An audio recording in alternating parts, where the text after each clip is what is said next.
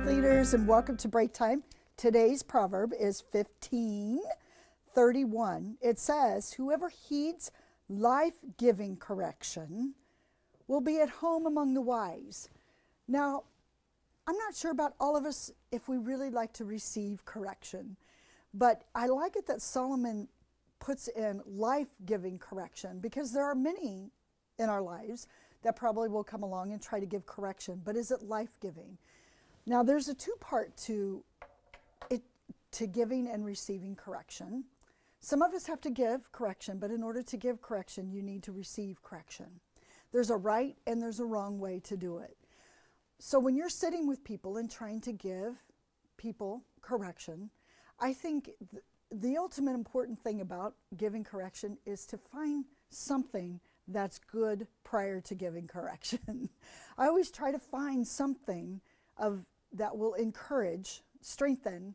So, because when people are being corrected, that's often all they hear.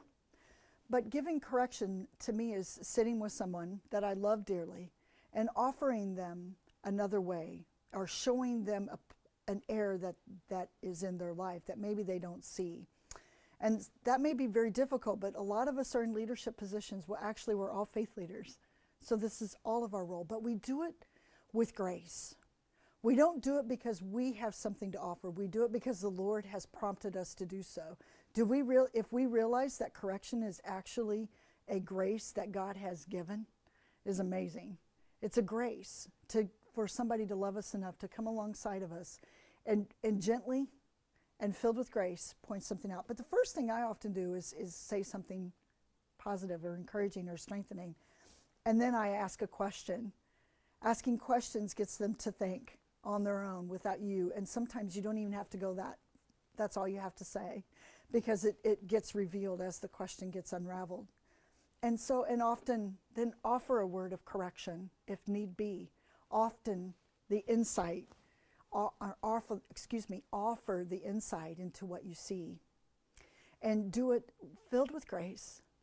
But I'm sitting in this chair giving the correction, but often I'm in the other place receiving it.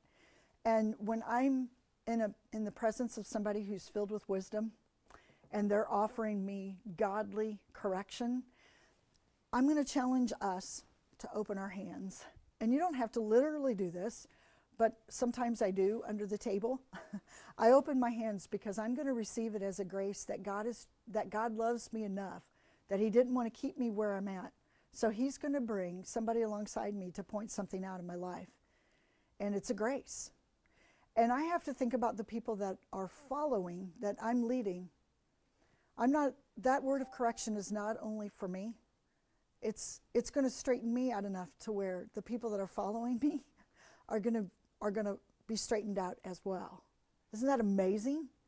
So it's challenging, yes, to give and to receive correction, but it's often needed. And I'm sure by listening to these words, somebody is going to have to correct you, or you're going to have to correct somebody today.